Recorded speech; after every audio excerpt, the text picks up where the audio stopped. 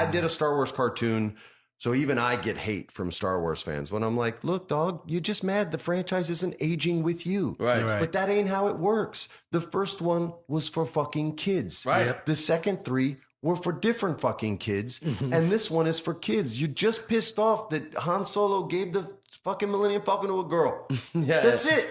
Podcasting from somewhere in Central Florida. Where is the bloody rum? I see you cried knifey spoony before.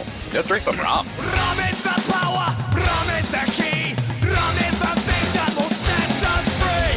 Rum, rum, rum, And nerdy. rum, ahoy! Rum, rum, rum, And nerdy. Sit back, relax. Remember to turn off your cell phones. For the next hour, let me be your Candy Crush. Hey everybody, welcome to Rum and Nerdy. I'm Greg. And I'm Garrick. And today we have episode 4.24, Roasted Porg. It's healthier than fried porg. Yeah, but does it really retain the moisture that fried porg has? Yeah. Fried porg tastes much better. Yeah. And let's be honest, any portion size that's bucket, get a bucket of porg. Yeah. Sounds like a plan. They should have done that at KFC. Or Galaxy's Edge, have like a KFC knockoff. Tatooine fried porg. TFP. We're going to TFP for lunch. I think I have to make a meme now. Yeah. Just do it up in Airbrush, use all the KFC logo. And, Yeah. Well, that'd be funny. Yeah. There you go. That's what we're like. We've got our next great business idea. Yeah. Anyway, welcome. So, as we said, we were going to be talking about the Acolyte. The logo for today's episode. Probably give it away. Yeah. And before we get into what other people say about it, what do you think about it? We're through episode 3 now. Listen, what do you think? I think they're doing a lot of smart things. I love that they're bringing the witches into this. Yep. So, like Riley came down and we were talking about it, one of the things that kind of stuck to me is it's interesting the parallels between what they're doing in Star Wars and kind of what happens, like even amongst cue divisive background music, Christianity. There's so many different sects of a religion based off of the interpretation, and so where the Jedi are kind of scientific about the midichlorians and blah, blah, blah.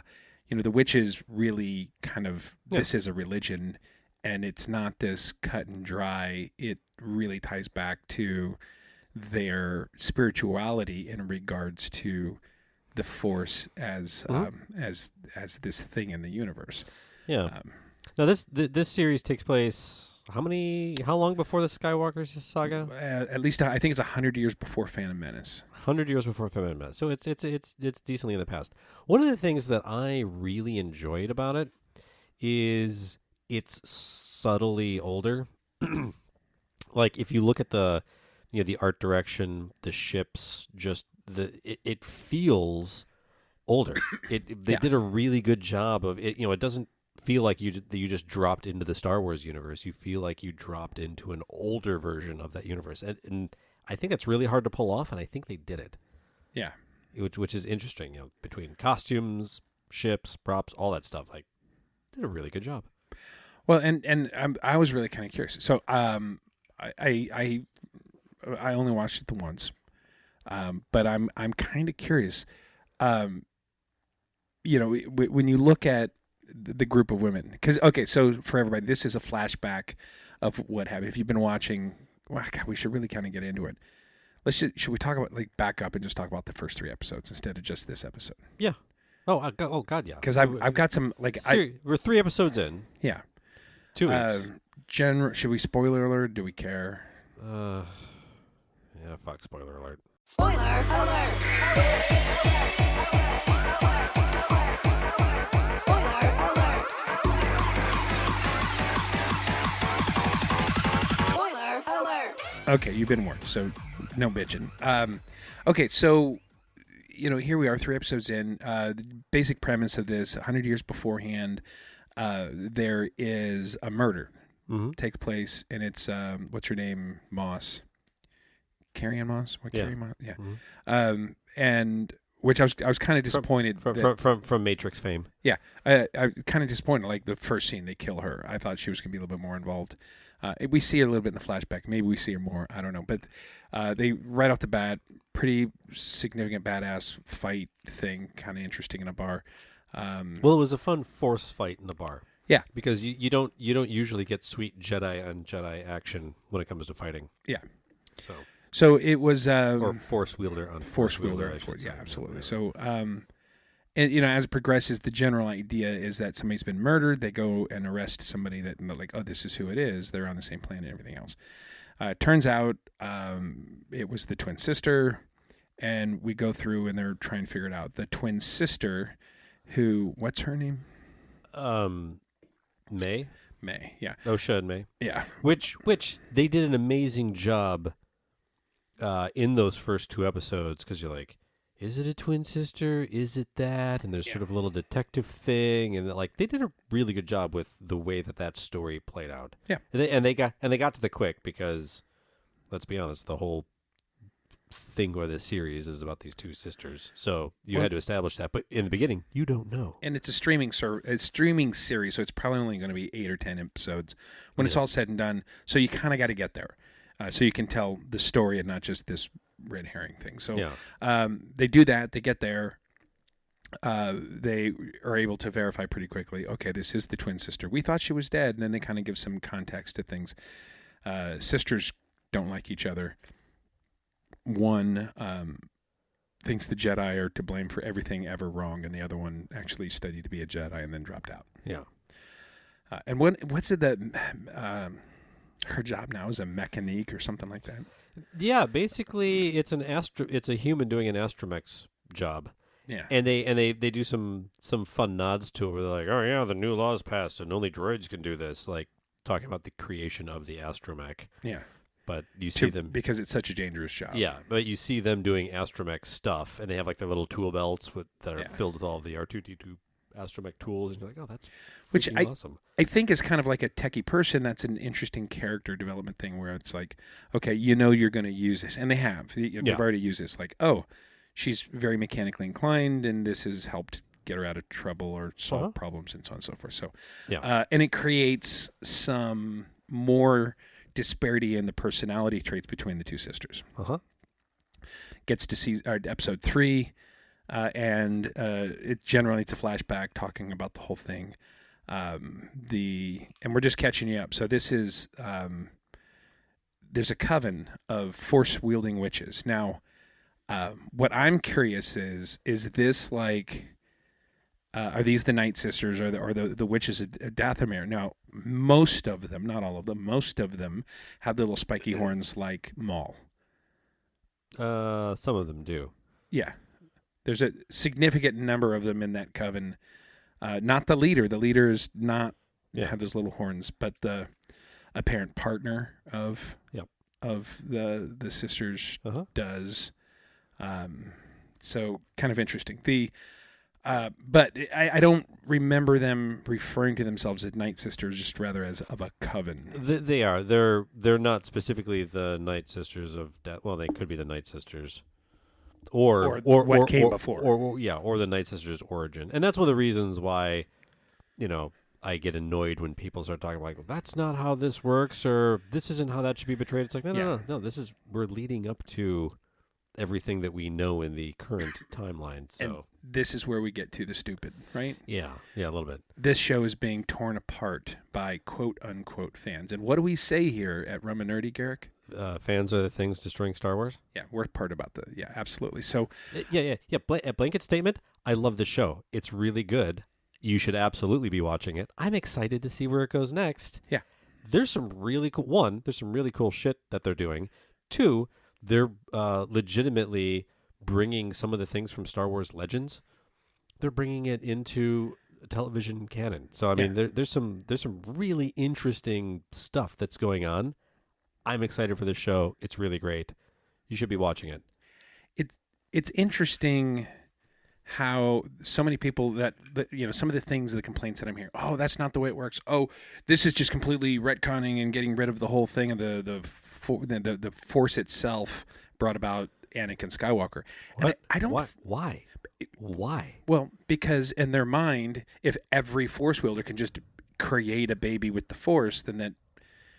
But here's the thing: we know from like Episode 4, like when this all started, Luke's training, and he says, "So it controls your actions partially, but it also obeys your commands." Yeah. So we also know from all kinds of canon and interviews with Filoni, the one we started the episode with Freddie Prinze Jr., the Force will always create balance. Yeah. It acts in response to what's going on. So, which is a really interesting thing that has been brought up about the show. The twin sisters, one gravitating towards the dark, one gravitating towards the light. The one gravitating towards the light drops out of the Jedi Order and kind of does whatever. Yeah. Which means that the Force needs to correct itself. Cue Anakin. To backfill the light because we lost the light sister with the thing and the stuff. Well, but it's 100 years later, so who knows what happens between these two stories? But yes, but there's a whole bunch of really fun things that could happen. Spoiler alert: you have to watch the show to find out. Yeah, I just to blanket shit on the things that they're doing, I think is just short-sighted and dumb. And it goes back to so many things. Like, if you don't like Star Wars, don't watch it. If you don't like that show, don't watch it. Yeah. But to tear it up and say that Star Wars is ruined, no, it's getting more nuanced. There, at the end of the day, a different storyteller than your fucking ego got hired to make a show that wasn't about your ego, and they're telling their story. And Star Wars is a huge fucking place with obviously now is not constrained to a timeline. Yeah. It is only constrained to a galaxy far, far away. Yeah, that's it. Yeah, that's literally it. That's the one great thing Lucas did. Go back and watch the originals. The dialogue's garbage. Oh, the dialogue is beyond garbage. Yeah. So, but it's fun placemaking. It's an adventure movie. It's a space adventure movie, and it's fun. Did you ever see that funny meme about all this stuff, all of the things that are canon, these major impactful story elements that rely on decisions made by a costume designer in the mid-70s? Yes. I felt like putting the square over here because I ran out of circles.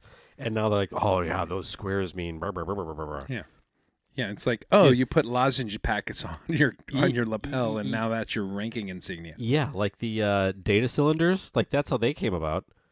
That's a thing that's used in stories now, and it's, oh no, you need to get the right data cylinder, blah, blah, blah, blah, blah. Yeah, that's because a costume designer had extra pens, and they just sewn them into Grand Moff Tarkin's shirt. Like, it's hilarious. Yeah. But eventually they can go back and justify those things, and that's part of all of this. It's, so again, it starts as some random fucking costume design, or, why does IG-88 look like that? Well, because somebody found a particular compression funnel thing from a turbine jet chamber and a airplane graveyard. Well, and sometimes just because you don't know the answer doesn't mean there isn't an answer. So don't. And people are like, oh, that's a plot hole. No, it's not a plot hole. They just didn't tell you what that thing was yet. Yeah. And actually one of my favorite examples of that was the Kessel Run. Yeah. Yeah, because people made fun. One, the reason that the Kessel Run was 12 parsecs is because Lucas didn't know what the fuck he was talking about when he was writing his terrible dialogue in the mid-70s. Yeah. And we made fun of that crappy dialogue up until Solo came out. And then Solo's like, hey, you know what? We're going to fix that crappy dialogue. Boom, here's the context. And you're like, haha. And they didn't have to do that, but they did, which was one of the incredible nods that movie made. Yeah.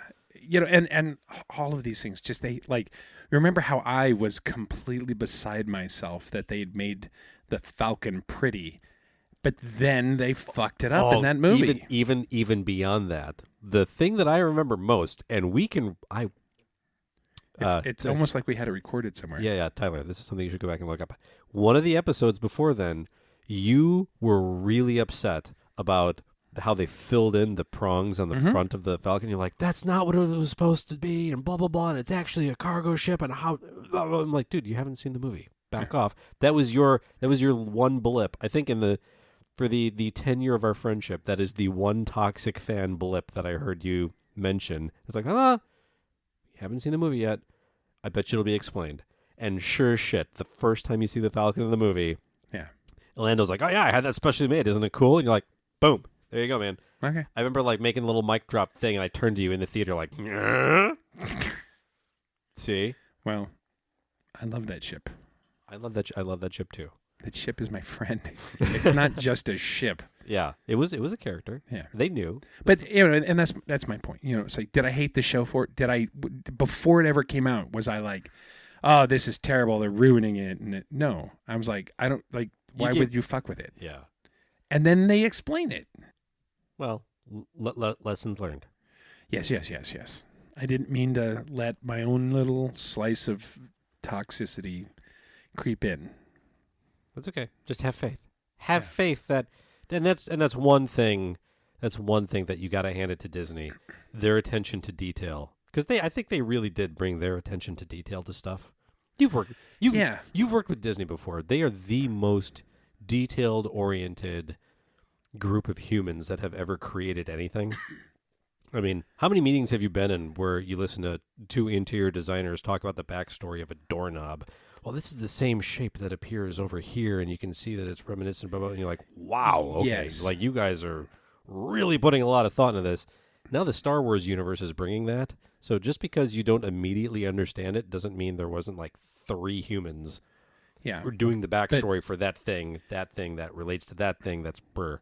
Then there's all these fans out, and they're like, no, Mando and Andor are the only true canon. Everything else is bullshit, and they fucked it up and blah, blah, blah. And a lot of these things, it's like, did you watch any of the animated stuff? No, that's for kids. Yeah, no. Like, you don't understand the story they're telling because you haven't seen the full story yet. Yeah, exactly. Yeah, that the Clone Wars is an ungodly amount of content, and most of everything that you have seen, coming out of the Disney limited series, all of that stuff is based off of stories and elements developed in the Clone Wars. So, I mean, if you haven't seen them, you're missing 90% of an origin story. Well, and that's the thing. When you think of, like, how many seasons did Clone Wars go? 7.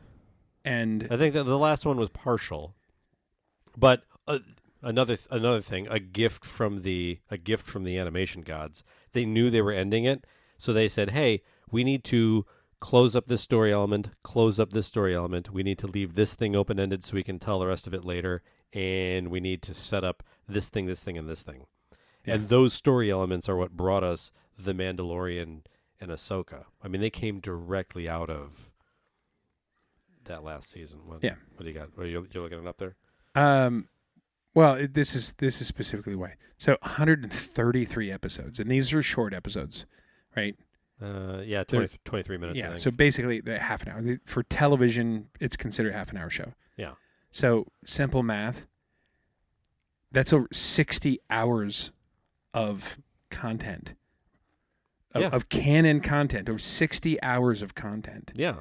And there's legit stories in there. Yeah. Legit stories. And stories that they used. Like Saw Gerrera. Yeah. He came out of the Clone Wars. Yeah. Ahsoka. Ahsoka, obviously. I mean, that, yeah. Like, and then with through Ahsoka, and all this, the canon and the stories that came off of that, the wills, finally acknowledging the wills, or what is essentially the wills, is when Anakin goes and it's the father and the daughter, yeah. And and the gray part of it, and that balance and him dealing with that. I mean, that's a nod to what Lucas originally kind of alluded to in the first iteration of the script, is the adventures of Luke Skykiller and the Journal of the Wills, or something like that. That's basically a nod to the beginning or the creation of the light and the dark, and that whole mythology ties back to things. They're telling those stories in Clone Wars. Which you know, the balance of the light and the dark and all that. I think we're going to get into a lot of that with the Acolyte. A lot of that. I don't know. It might be subtly nodded to. I don't know if it's going to go that deep, and I'm okay with that. It doesn't have to go that deep. It has the potential to go that deep because everything that they've done so far, and be it I've not followed Legends at all. Yeah. So I don't want to pretend like I'm flying that flag. I don't. I can't. I've not consumed that content at all. But what I've been reading is that they've opened the door to all of the the events of Legends now being screen canon. Like people have talked about it being canon already, but now it's being led into the television and movie franchise canon universe. Sure. And with that, there's a lot of possibilities. So, you look at this and the amount. Okay, and I will say this: like they're showing that they can bounce around in any time. I will say the danger to bouncing around any time, like going backwards is easy. You can go back because there's all this build up and whatever, and you can go back and tell origin stories for certain parts of canon and the backstory of that. The danger that I think that they could get trapped into is like I wouldn't jump 100 years into the future. I would kind of incrementally move into the future. Why would you not jump 100 years in the future? Because and there's no right or wrong answer. Just why do you think? Well, for me, that there's so much content to be filled that if they jump into 100 years into the future, like they're talking about coming back and doing more story with Rey. Uh-huh. So you run the risk of constraining any continuation in quote unquote real time as those stories move forward. If you jump into the future. Significantly of constraining the way those stories move. I don't think so. I'm gonna call. I don't believe in that. And here's why. There's another show that got a lot of hate from toxic fans. Star Trek Discovery. They did that. But they changed the universe. There's Star Trek, the Kelvin universe. It's no. That's our universe. That's not the Kelvin universe. The Kelvin universe is over there, and it's a whole thing. And the Kelvin universe is a debate. And whenever you're working inside of a franchise, you want to be sure that you don't make a Kelvin universe.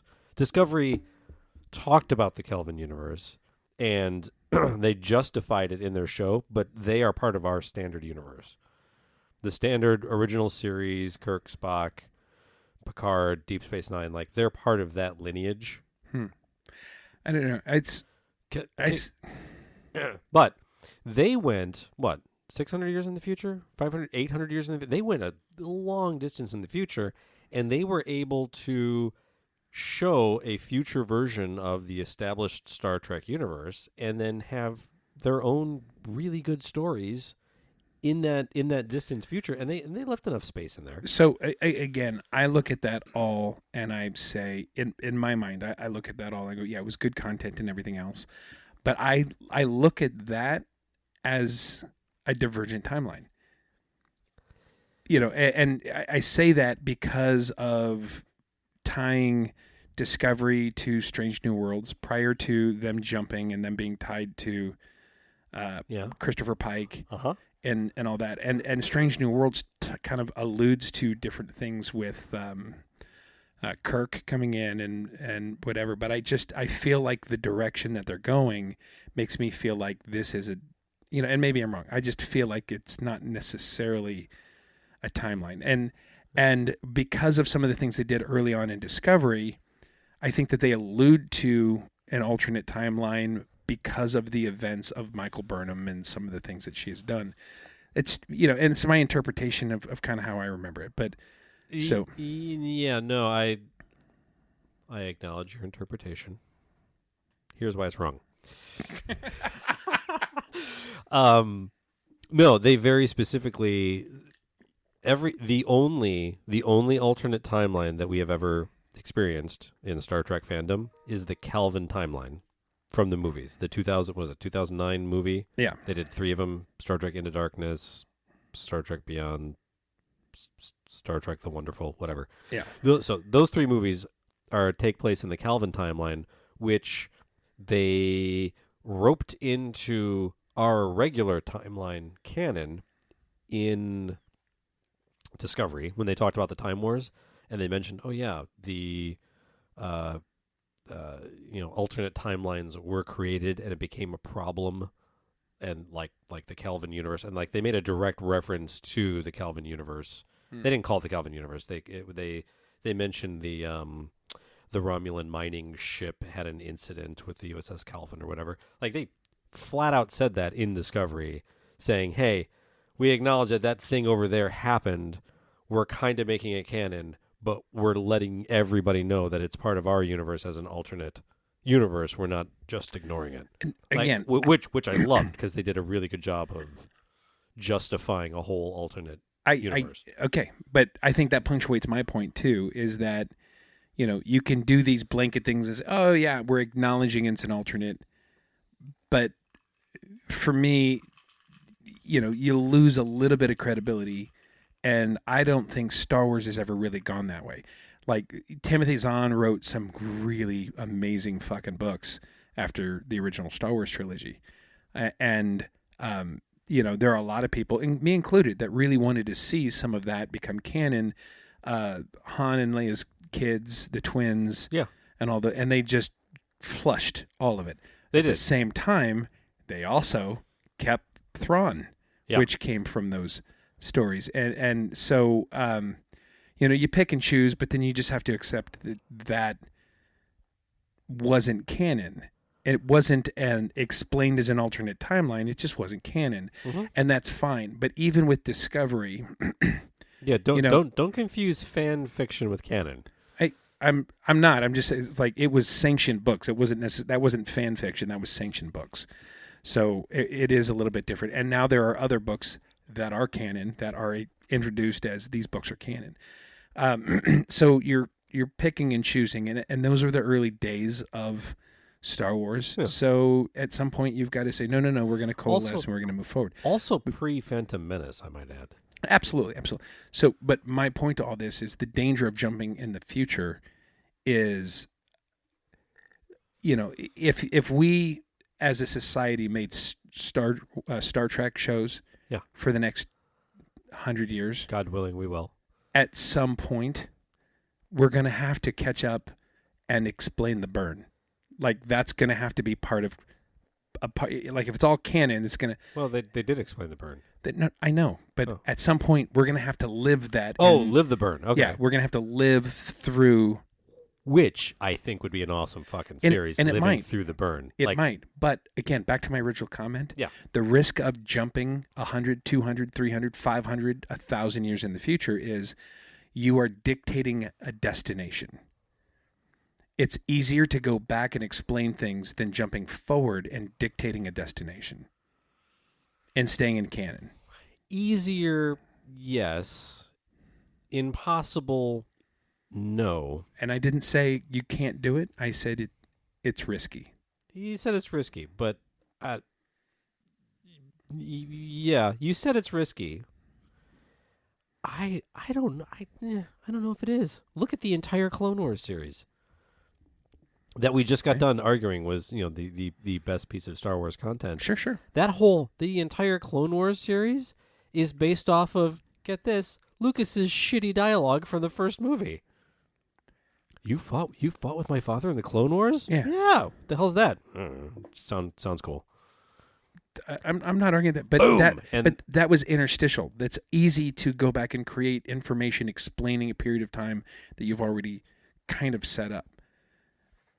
It's easy to go 100 years in the past and talk about time of it, like, you can say, like, it's easy and actually it might compelling to take a singular line of dialogue and come back and make a series about a singular line. That's compelling. Yeah.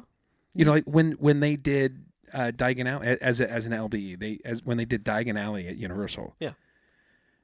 they did a show, the what's her Woristina or something, the singer. There's a street show. In Diagon Alley, Yeah, the yeah. physical Diagon Alley Yep. at Universal Orlando. There's a street show. Yep.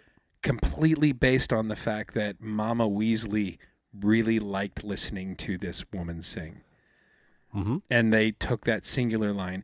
I think that's a compelling thing to do. It is. To build upon it. I'm just simply saying jumping into the future and dictating things non-incrementally is risky because it sets up expectation that eventually you're going to connect them. For me, at this point moving forward, I would do, whether it's and again, I don't know that this is my favorite idea, but I want to see what they, if that's really where they're going to go. Mm-hmm. Tell Ray's story, move into the future and tell other stories, do follow-ups of stuff. When Riley and I were talking about it earlier, we were talking about, and then this goes back to our conversation of fandom and how, people get pissed off and disappointed because, that's not what should have happened. Who's Ray's parents? Oh, it's Palpatine. That was a cheap, easy thing to do and you fucked it up. Shut up. That was just somebody else's choice. In my mind, I thought it was Kenobi's granddaughter. And here's why. And we've talked about this in my mind, I had built this up to where, okay, so we know that Kenobi had a thing for Sabine.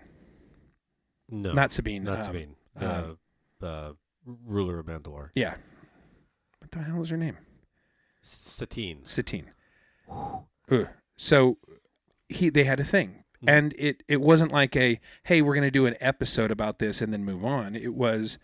There was some romance there. That was an ongoing, reoccurring thing in the Clone Wars. Yeah. And time passes during that. Yeah. Maybe she had a kid, because you look at them. Maybe they hooked up. And then, they talk about, Anakin talks about that later. The Jedi are encouraged to love. They're just not encouraged to have connections because that could be used against them and blah, blah, blah. So, maybe they hooked up. Maybe Obi-Wan had a love child that he never knew about. And then when Satine was killed, the child was put into hiding to protect everybody. But then she eventually had a kid, and that kid was Rey. And in my mind, I thought, wow, that actually would be cool. And then I was wrong. And did I do a 16-hour episode ranting about me being wrong? No. Yeah. But I think that would have been compelling. Yeah. Because that was the big question for 2 episodes, or for 3 movies. Who's her parents? Apparently, it's a big deal because she's a Force user, and the balance is she a Skywalker? How would that even worked? Is she a this? How would that have worked? Yeah, but we talked about it before, where there's what they did between the prequels and the original trilogy with the Clone Wars and Solo and all that stuff. That opportunity still exists between the sequel trilogy and the original trilogy to go and say that story, if that was there's story that's in there, which we're getting with excuse me, Mandalorian, because that Mandalorian's in there. Ahsoka is in there, and another cartoon, Star Wars Resistance, that's in there as well. Resistance takes place right before The Force Awakens. Yeah, because it ties to Poe Dameron. Yeah, he's a reoccurring character. Yeah, so there's a lot of really good there's a lot of really good stuff in there, with the emergence of the First Order and all that. So I mean, I think there's plenty of more stories to tell, despite the fact that we have a destination. Wink, wink, nudge, nudge. I'm just saying that filler is easier than, I don't know. You say filler is easier, and then you say you don't want to go in the future to have a destination. Which is it? Boom, lawyered. No, you're not proving your case at all. Yeah. No. You said you don't want to go into the future because it makes it harder to tell stories. I don't want to go significantly into the future and then have 100 years to fill. I would rather filmmakers and content makers, and whether it's shows or films or video games or whatever, to be able to incrementally move into the future instead of like if you go and say like, oh yeah, like in 100 years, all force wielders are just gone. No. And then you're kind of stuck with, well, eventually we got to explain this, and then anything after that, there's just no more force wielders, or then maybe they come back. I don't. It's. I'm just saying that it's a limiting factor. My choice, as a storyteller, I would rather go incrementally into the future, and then you can still come back and fill in gaps in all of that content. I just wouldn't go a significant jump and do anything drastic. Oh, okay. Well, that's all I'm saying. That's fair. Agree to disagree. Okay. Because you just mentioned it about The Burn.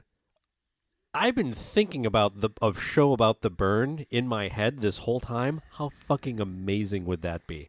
Like you're surrounded by ships that just explode for absolutely no reason, and you're left without a functioning warp core in the middle of fucking nowhere, and your crew has to cobble something back together, and they have to claw their way system to system to try to figure out what the hell. Yeah, it definitely would be a post-apocalyptic future version. Yes, it's like a Mad Max version of a Mad Max-esque story in the Star Trek universe. That could be fucking awesome. It could be. Yeah, it's the Enterprise has to make the Fury Road parsec run to Dilithium Town. And I'm not saying that it can't be done. I'm just saying that it builds in risks in your storytelling. It limits you to develop over time in some capacities. Limits or guides? I think limits.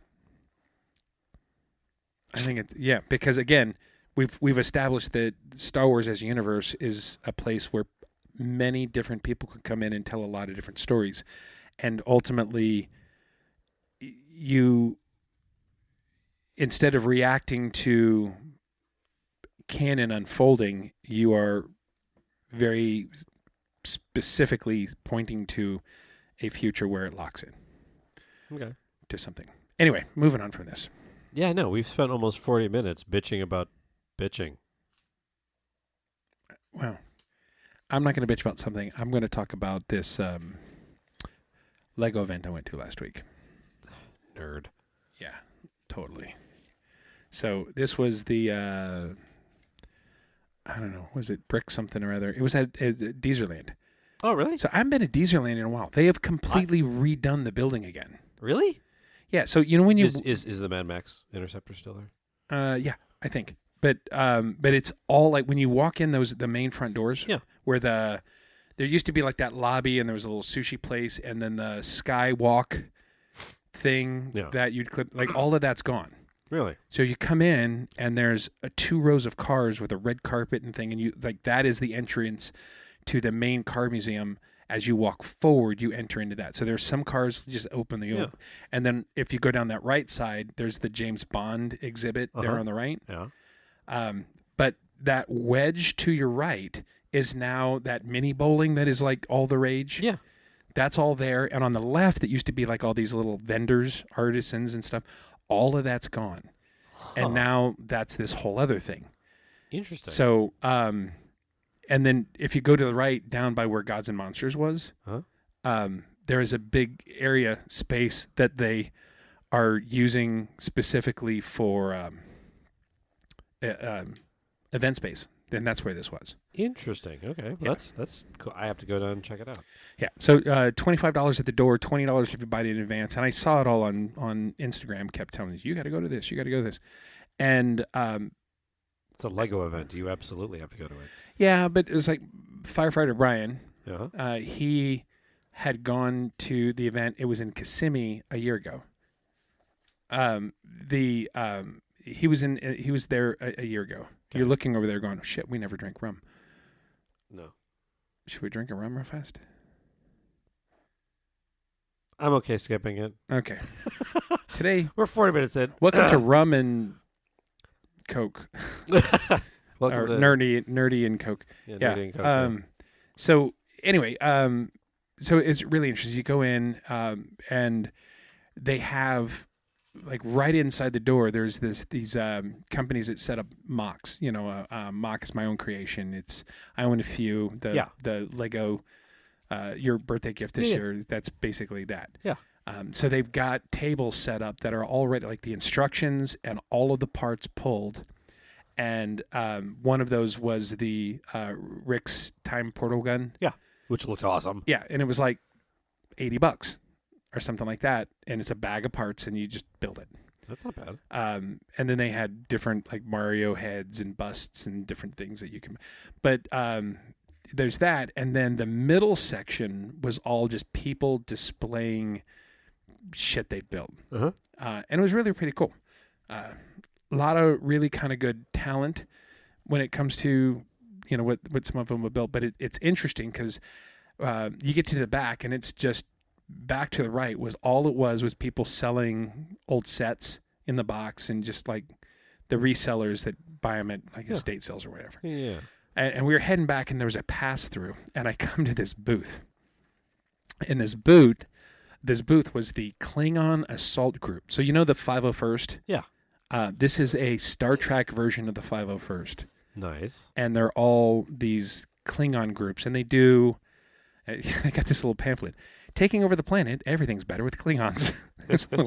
And a QR code to go to their website. But it talks about the charities that they support, and the different events that they do. We talked about this before. The Klingon group? Yeah, because I used to work with a Klingon group in Milwaukee, and we raised money at Gen Con for... Okay, I kind of remember that. For local charities, yeah.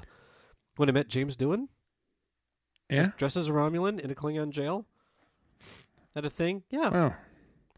Well, this is far more mainstream than you're making it out to be. I was not familiar with it, but this is the local chapter, the Orlando chapter of this, the Klingon Assault Group, or CAG.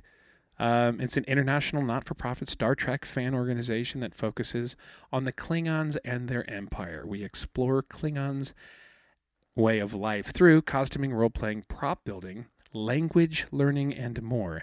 And there are no dues. And our growth is based on communication and cooperation. CAG has fun. We invade conventions and conquer them for the Klingon Empire. We help charities with food and blood drives. We play online in games like Klinzad, Star Trek Online, Klingon RPG, and more. We host events such as excellent parties, weekend getaways, and conventions.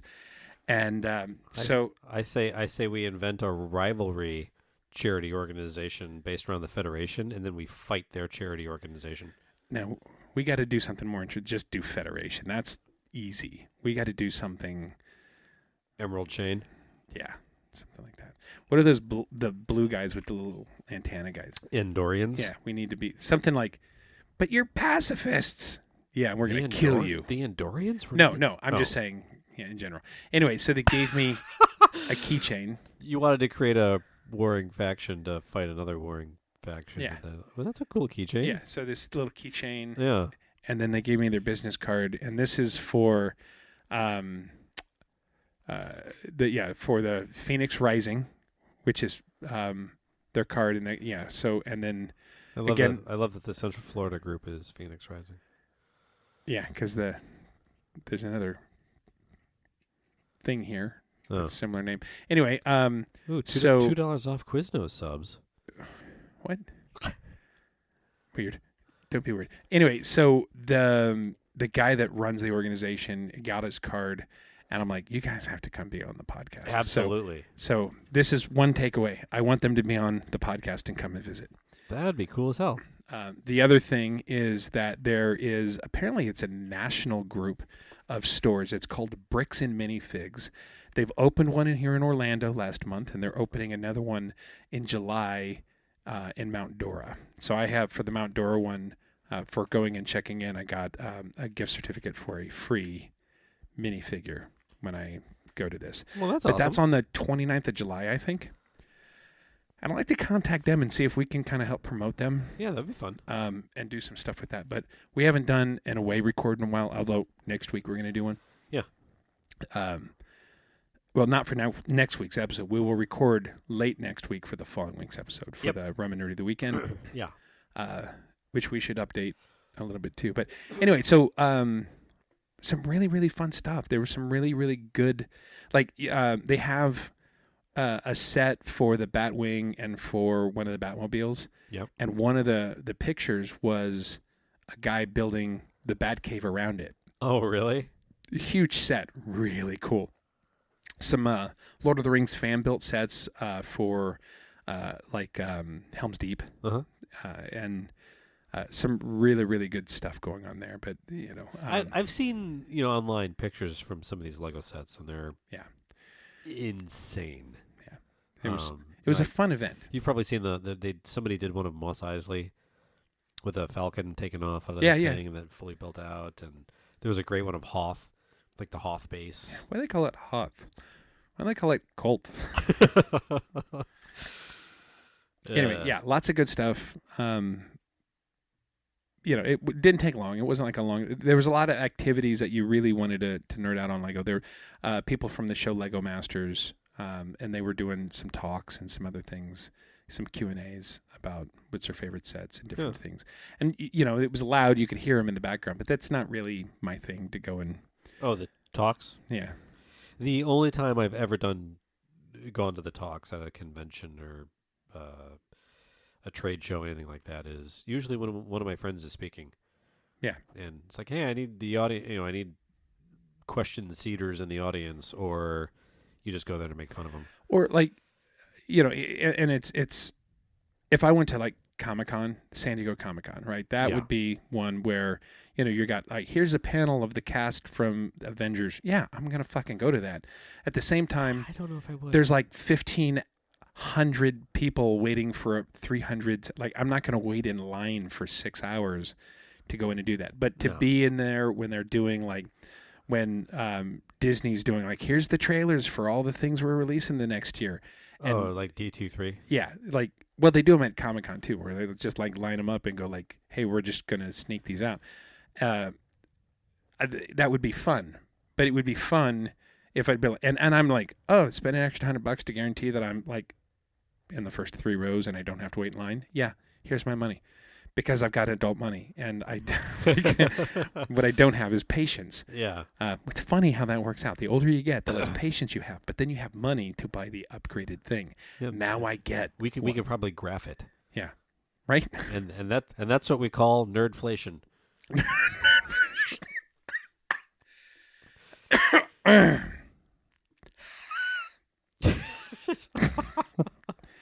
That's funny. Funny. Anyway, so we got some goals. The economics of fandom, yeah. Yeah. So I think this is going to be the summer of fun for Rum and Nerdy. We've got some stuff coming up. I think we need to have some guests, do some location stuff. We still need to go out to Wakaiba Island. Yeah. To record from their studio. Let's do that this summer. Well, yeah, we need to do that. I feel like my time's going to get freed up soon. I know, right?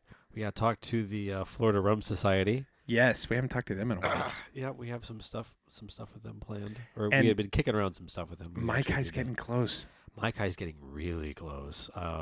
The friends of the Maikai social media groups, they've been posting like parts of it are done. Yeah. Like the Molokai bar, done. Yeah. And like, it looks fucking beautiful. It looks amazing. So we absolutely have to get back to Fort Lauderdale. Yeah, go see Tommy. Yeah. And Jeff. Huh? Oh, Kern, yeah. Yeah. Yeah. We can see Jeff too while we're down there, but whatever. Get the band back together. Yeah. Let's do it. Tommy, we're coming for you. Anyway. Okay. So what a great discussion today. Yeah. We had some topics we didn't agree on, and yet we didn't get hateful. So when we're editing this episode, can we go back in and can we play that really slow piano wrap up, like, after school special music in the background, just related? Dun, dun, dun, dun. What did we learn today, kids? Na, na, na. Like that, but that's happening now, so the music would be happy. Like if it was. It's and then not. how do we translate that into our out song? And what is our out song? I don't know. Maybe we put in some sound effects. We'll pepper in some sound effects, maybe a record scratch, and then we can just tie right into the out song. That sounds like a lot of work. I really am excited to try to fit in all of this audio bullshit on top of us talking in post. I think it'll be fun. I think we could do something clever. Or I can just like delete this part of the conversation and just edit it out and then not have to do all that work. No, I want to do the work. I think it'll be fun. Fuck. Okay, but hold on. I'm going to talk a little slower and subdued because I want you to know that you're breaking my heart, Anakin. You're heading in a direction that I cannot follow. Do you ever get that not so fresh feeling? No. Not that I think. Anyway, hey, so we'll start out by thanking our good friend Dave Martin. DemoDavePro.com. We love you, brother. And I'll see you here in just. Actually, we'll see you at the Rum and Nerdy the weekend. We didn't talk about that, but we'll talk about it next time. Yeah. And don't forget to check us out on our website, rumandnerdy.com. That's rumandnerdy.com. Social medias, we're also at rumandnerdy, A-N-D. And even, like, there's a theme here, because our email address is show@rumandnerdy.com, and we love to hear from you guys. Hey, and check out Phoenix Rising, the Klingon assault group, at www.kag.org. Yeah. KAG. KAG. Oh, Klingon assault group. Yeah, look at that. Yeah. KAG. CAG. They would eat kaplach. Gah. Gah. No, kaplach is the... Kaplach. Okay, cool. Nerd. God, I thought I nerd, but you nerd. Yeah. You speak the languages. Vaguely. Yeah. It's kind of like, I took French and I know one thing. Do you know Klingon is like an actual recognized language, and it's also number 5, like Rosetta Stone. It's the number 5 language that's downloaded on that. It's not Rosetta Stone. It's one of those language it's like you Babelfish. Learn. Yeah. Well, I think it's Babelfish. Yeah. Learn French. Learn Spanish, or Klingon. Yeah. More people are taking Klingon than Portuguese. That's all I'm going for. I would do like Dwarven or Elven from Lord of the Rings before they established. I know they are written languages. I mean, the whole thing came like Tolkien was a linguist. Yeah. The history was written to explain variations in language. So whatever. But I digress. If you can't buy it on Babel, it's not real. Yeah. Anyway, we already did our out, so stay nerdy, my friends.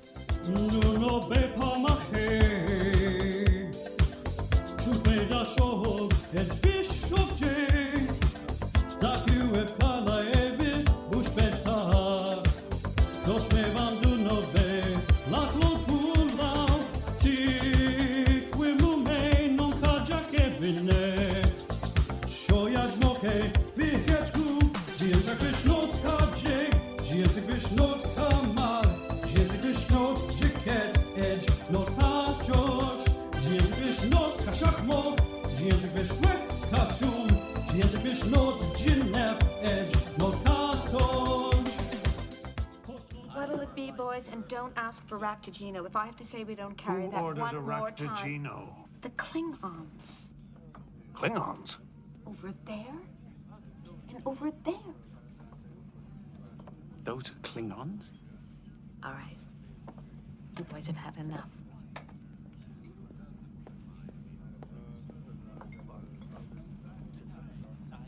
Mr. Worf? They are Klingons. And it is a long story. What happened? Some kind of genetic engineering? A viral mutation? We do not discuss it with outsiders.